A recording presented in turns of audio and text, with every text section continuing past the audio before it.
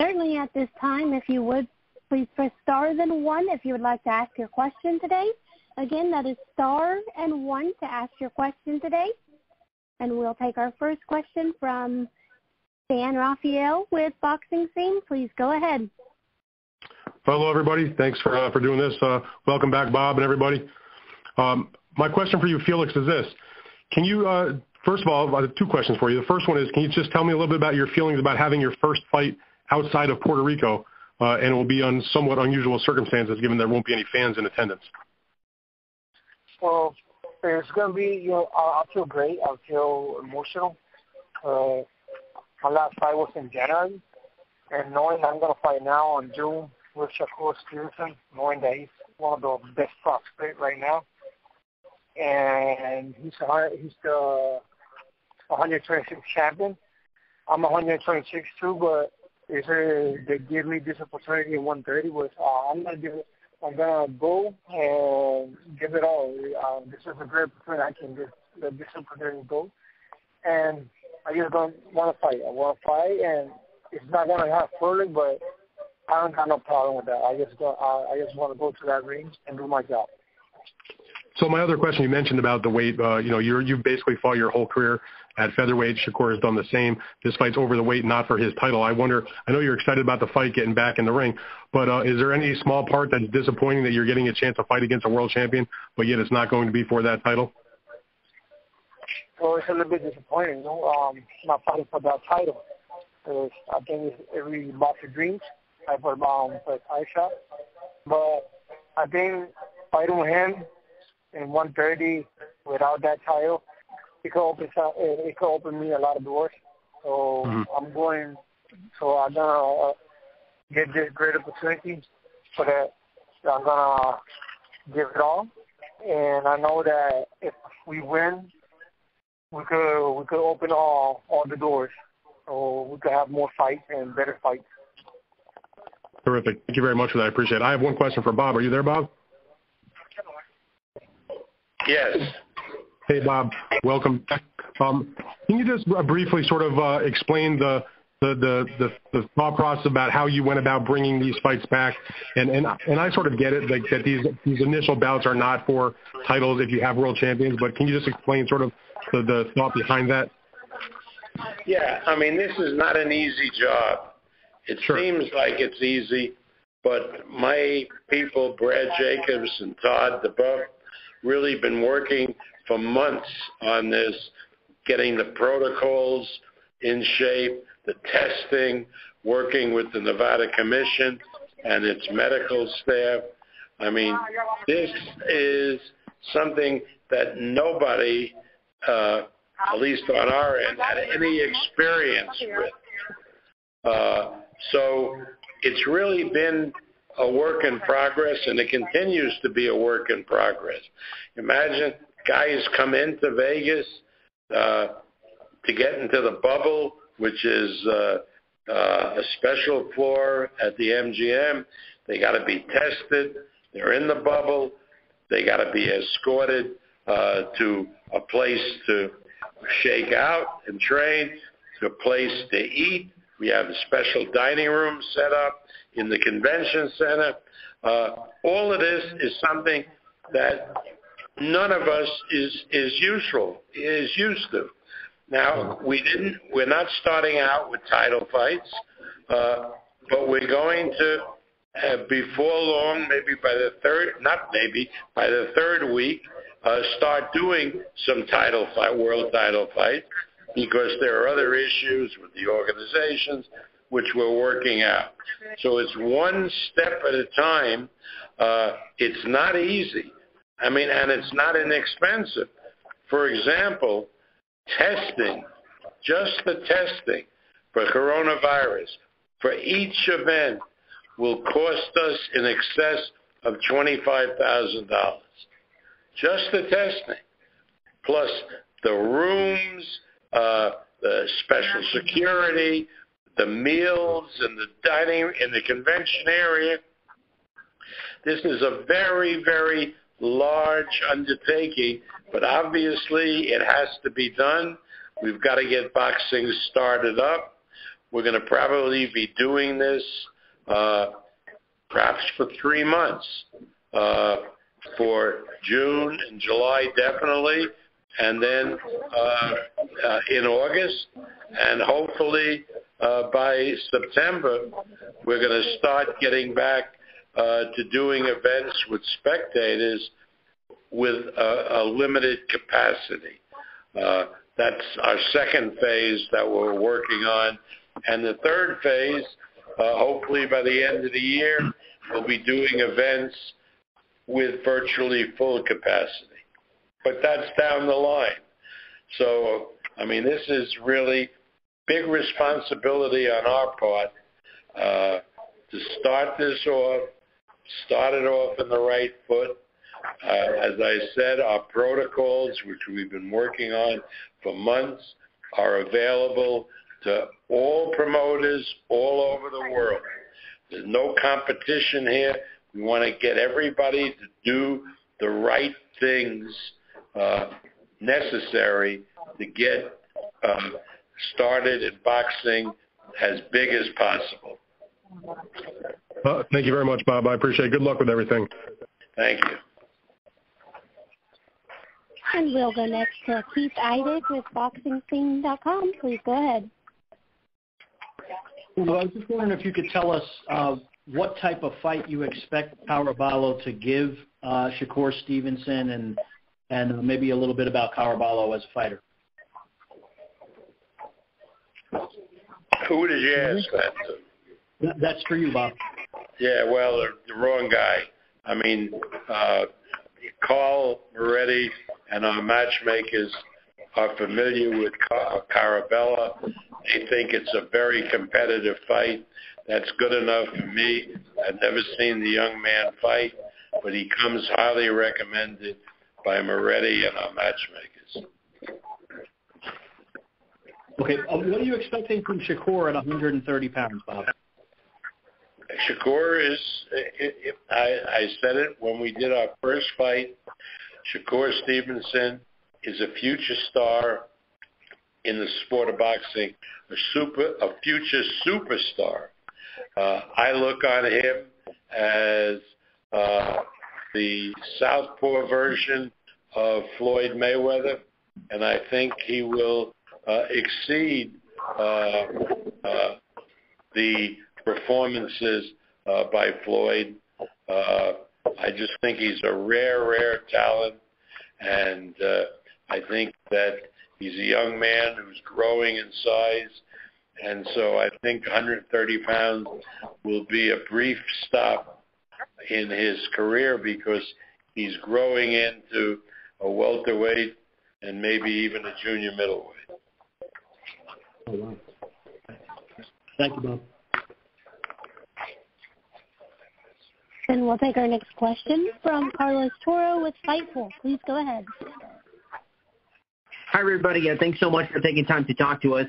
Felix, my first question is, obviously, not a lot of people know a lot about you, given that there's not a lot of video on you. You primarily fought in Puerto Rico.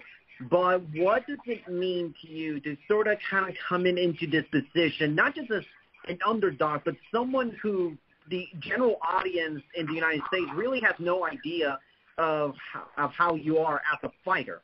Does that kind of help with motivation or with, potentially coming up and surprising everyone?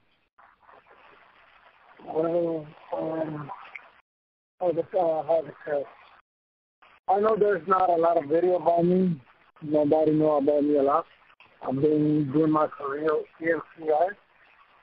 But I don't think that's going to be a problem. I think when we get to the fight, we're just going to do our job.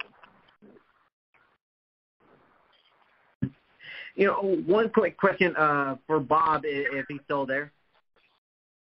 Yeah, go ahead. Go ahead. So one of the things that I think certainly surprised a couple of people was you being able to bring in Andrew and Jason Maloney from Australia to the United States.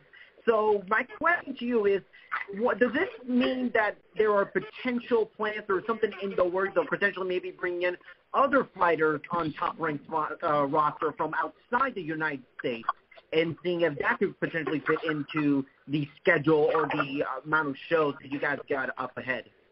That's a good question. The Maloneys, we take no credit for getting them into the United States. We told them there was a problem. They internally solved the problem with the Australian government. So all kudos to them. They got here. They were in my office earlier today. They're working out in the gym. They'll be going the third week in June, the fourth week in June, the third week of the fights. As far as fighters outside the United States, there's a limit to what we can do. In other words, we don't fly the planes. I have no influence with this White House, thank God, as to lifting travel bans. But where there's a will, there's a way. I know that Vasyl Lomachenko, for example, will be coming to the United States sometime in June.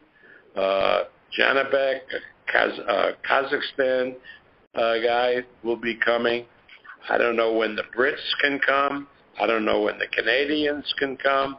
This is really out of our hands now.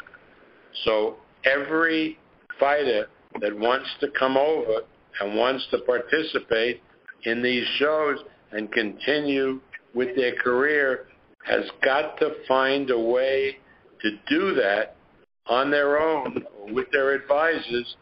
We'll facilitate anything we can, but, our power is greatly limited. All right, thanks, Bob, and thank you, Felix. Best of luck on June 9th. Excuse me? And we'll go next to Terrell Van with FightView360.com. Please go ahead. How you doing? This question is for Felix. Right now, your BoxRec lists you at 13-1-2 with 9 KOs. Now, the first thing that comes to mind is a fighter by the name of Jason Rosario. And I'm wondering if, when you look at how he came into the fight as an underdog, meaning really didn't know who he was, and in the situation that you have right now, you're fighting in an unprecedented time. So my question is there any extra pressure, or do you feel that this is what you need or something like this to actually get you to where you've always wanted to be in boxing? Well, actually, I don't got no pressure. I feel that this moment I have to give it all, and this is a great opportunity, like I always say. And I'm gonna fight. I'm gonna give it all on June 9th, and I know that I'm going with a great boxer, a great boxer. He got speed, he got technique, but I'm gonna work. He's gonna make me work, and I'm gonna make him work. I know it's gonna be a great fight, and I get motivated because I know that this opportunity doesn't happen twice.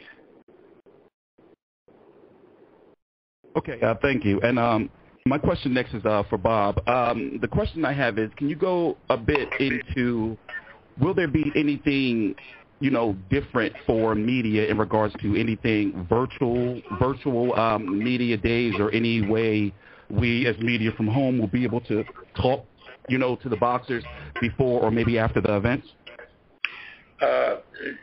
First show, no. First two shows, no.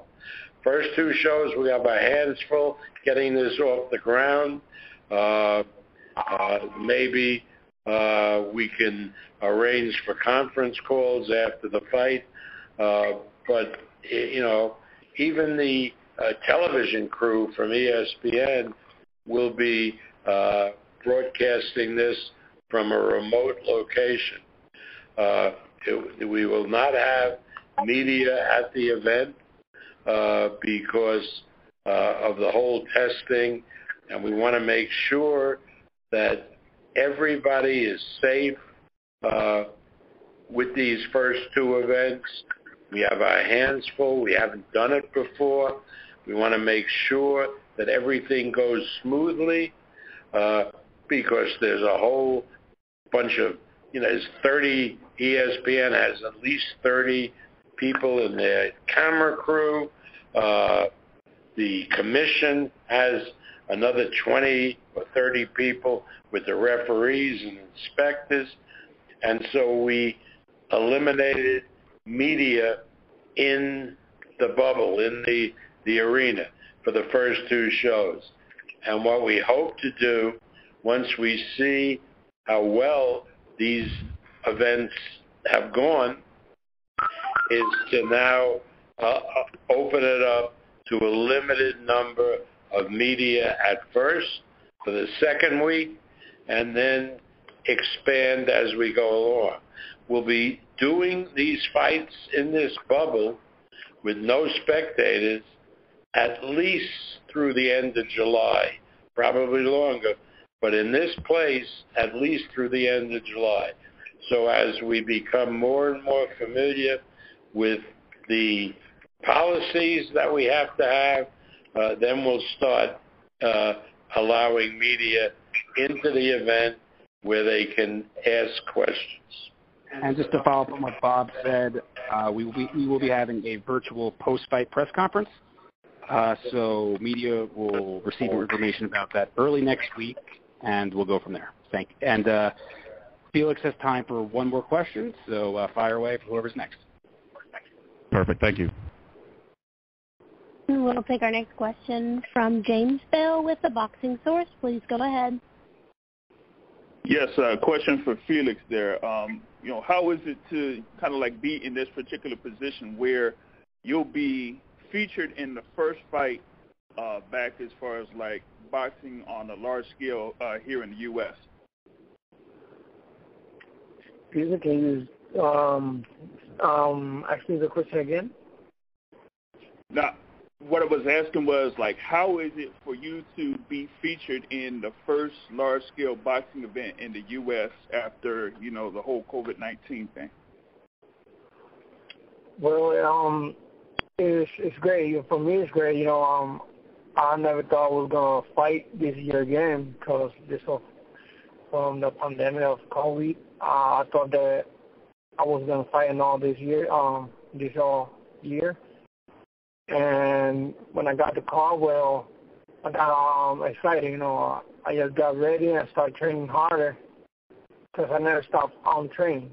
But I got excited and I started training hard to this fight. So I did it fast. I started training in all moments. Gotcha. And question for Bob. Seeing that you are kind of like the first one to have through Top Rank at ESPN, like what is your mindset going through these first couple of months, being the first major sport or having the first major sport out here in the U.S.?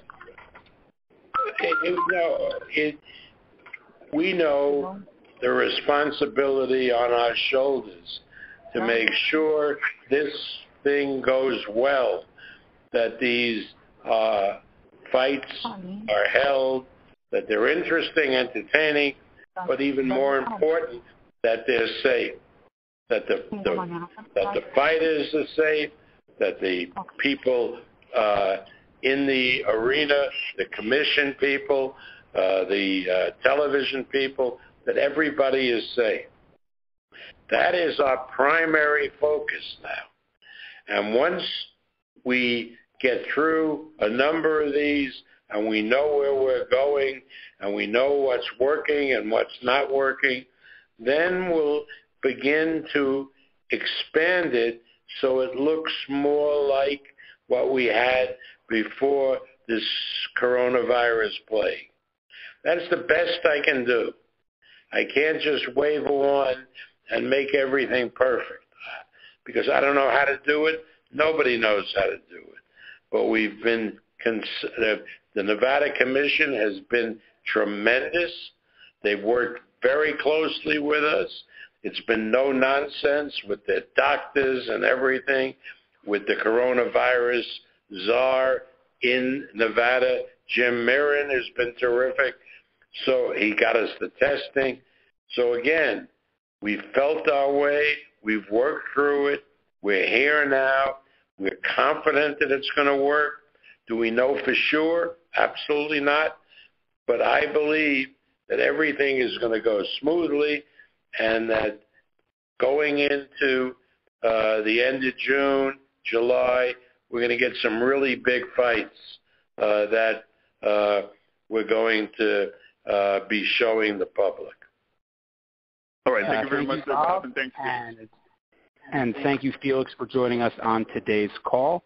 We're going to now move the conference call over to the 2016 U.S. Olympic silver medalist, the reigning WBO Featherweight World Champion, who is testing the waters at super middleweight. Please welcome the pride of Newark, New Jersey, Shakur Stevenson. Shakur, welcome. And once again, at this time, if you would like to ask a question, please press star then 1 to ask your question now. Hey, Shakur, before we get to the media, while we're waiting for them to dial in their questions, you were the last main event to be canceled during the COVID-19 pandemic. How does it feel to be the first major world-class fighter back? First, I'm going to tell you I'm not a middleweight. I'm a featherweight. And next, it feels good being the first fight back because I was one of the first ones that got canceled. So it feels real good being one of the first fights back, and I'm ready to put on a show.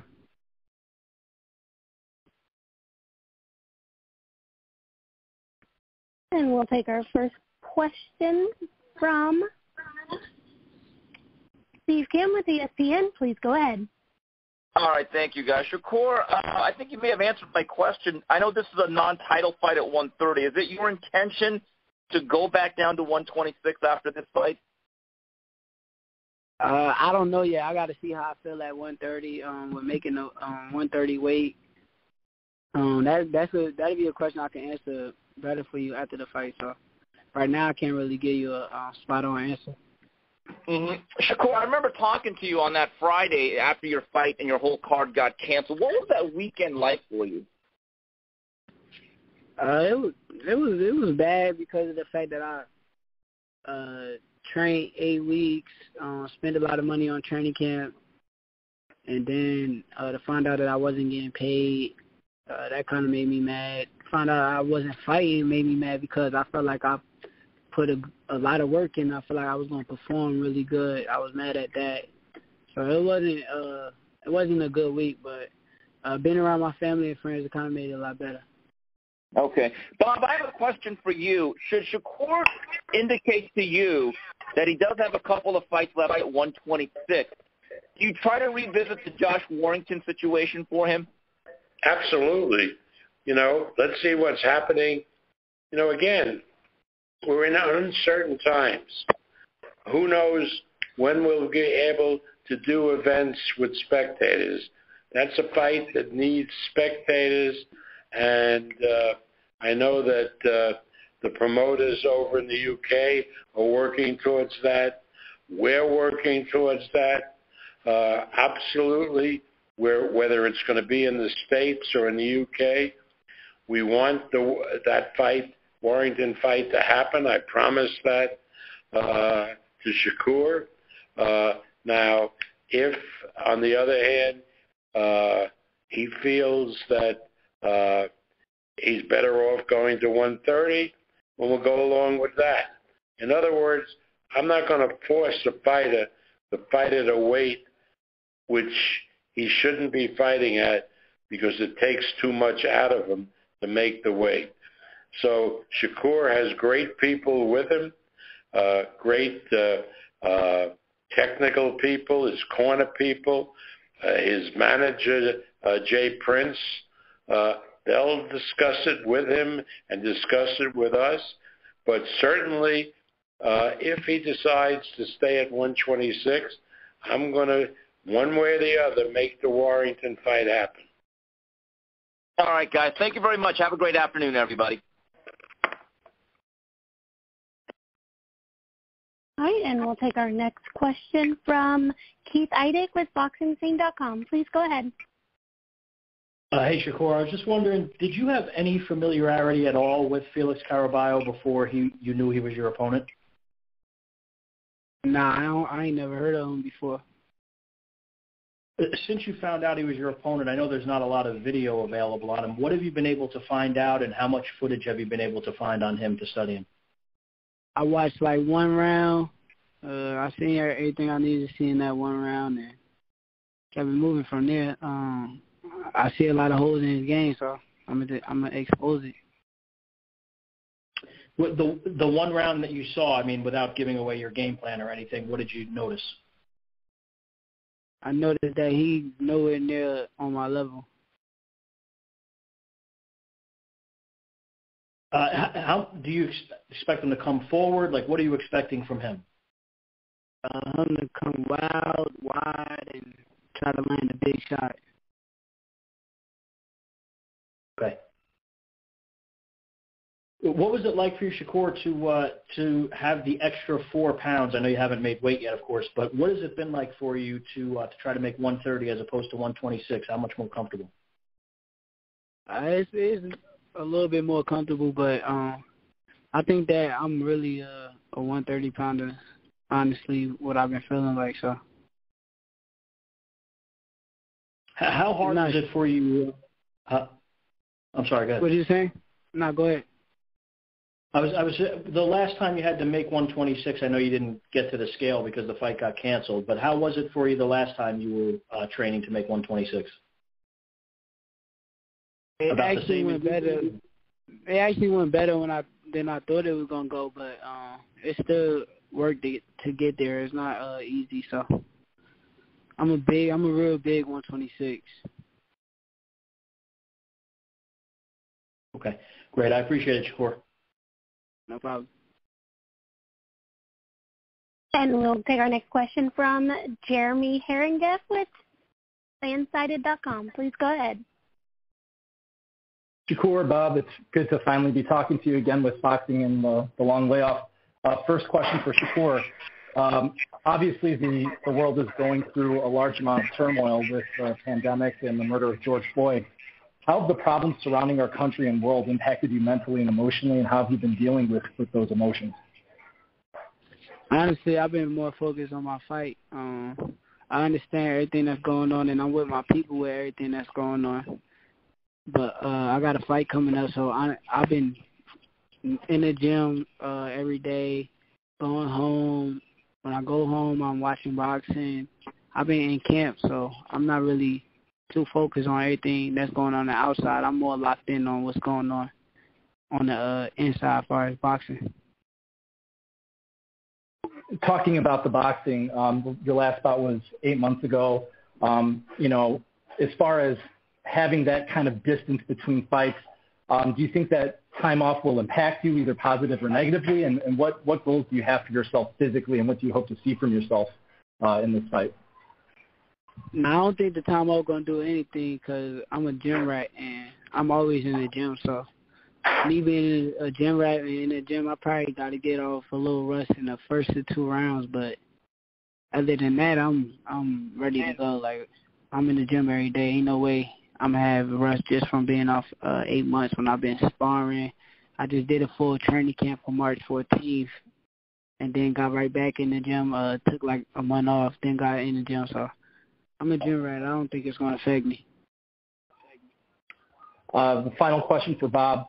Bob, you've been very transparent and very open with how you see things going in the future. Looking at the UFC, what are the 1 or 2 biggest missteps you saw in the way they handled the opening of their sport in live combat sports? And what have you done, would you say, maybe the 1 or 2 things that you've done differently than them? Well, we didn't feel the protocols that the UFC had when they opened up in Florida were adequate. And but again, you have to understand that they were the first out of the box, and so the fact that they made mistakes, that's understandable. They now have done an event in Nevada, and they're under the same type of protocols that we are, and I think it's all good because the Nevada Commission has cleared everything, whether it's UFC event or a top rank event, and their interest in the safety of the participants is the same for us and now for UFC. So I have to commend the state of Nevada, the governor, and the Athletic Commission in the type of effort and work that they've done to enable us to do these events on a basis of as much safety as humanly possible. Thank you, gentlemen, and best of luck. We'll go next to James Bell with the Boxing Source. Please go ahead. Yes, this question is for Shakur. Given that you had the WBO Featherweight Championship, and there was talk about you potentially having a unification match with Josh Warrington, there is one fighter that has said that you are basically the only one to have courage to step up to him, and that's the WBC champ, Gary Russell Jr. How would you feel about a potential matchup with Gary Russell Jr.? That'd be a hell of a fight with me and Gary. I think we really are the best two featherweights skillfully in the division. So I think that'd be a hell of a fight. And Gary know I'm the only one that like see how like he talk about everybody else. He don't respect a lot of other fighters, but he respect me a lot because he been around me. He know my mindset. He know what I'm about. So I understand Gary when he said that. Gotcha. And how is it like working with, the team around you with, Andre Ward being by your side and also sometimes working with Terrence Crawford? It's good to have them people around me. I kind of need them people for me, and I appreciate having them. Like Andre Ward, he a big blessing to me. He helped me out in a lot of ways, inside and outside the ring. So Terrence also, like Terrence keep me like competitive, like keep my mindset competitive because I'm just as competitive as him, but he's so competitive it make me be even more competitive. So like both of them guys in my life and in my career, it helps me a lot. All right, thank you very much, Brother Shakur. No problem. Okay, we'll take our next question. Carlos Turo with Fightful. Please go ahead. Hi, Shakur. Thanks so much for taking time to talk to us. Obviously you've mentioned that you're not sure of what your future is going to be in terms of moving, staying at 130 or going back to 126 after this fight. But is there a part of you that's kind of already thinking of how you would fare against any of the other champions at 130 in anticipation for what I presume is an eventual move up to 130? Of course. I think that the champions at 130 is all decent fighters. I already picture myself in the ring with all of them already, so I already been thinking about that. Like I've been thinking about getting in the ring with Oscar Valdez, with Burchell, Santa Cruz, JoJo, even Jamel if I had to. So, do you feel that with those potential fights, do you feel that it may be easier to get them done down the road than it is for say a fight against Josh Warrington? Because I know that's been a fight you've been wanting for well over a year now at this point. Yeah, it's definitely. I think that'll definitely be an easier fight than Josh Warrington. With Josh Warrington, it comes a lot of business and politics with that. Like as far as the money being made for the fight and stuff like that. So I think that them fights would be a lot easier because you got like Valdez and Burchell and them guys. They with Top Rank and JoJo's with Golden Boy. I just fought a Golden Boy fight in my last fight. So I think them fights would be a lot easier than a Warrington fight. Thanks, Shakur. Best of luck on June 9th. Thank you. Well, thank you, Shakur, for joining us today, and thank you all the media for joining us today here as well. Just a reminder that Stevenson Caraballo and the June 11th card headlined by Night versus the NFL Vicente will be televised on ESPN and ESPN Deportes starting at 7 p.m. Eastern, 4 p.m. Pacific, and it will be a 4-hour block of fight action each evening. So thank you very much for joining us, and we'll see you all on Tuesday. Thank you very much. Bye-bye. And this concludes your call. Thank you for your participation. You may disconnect at any time.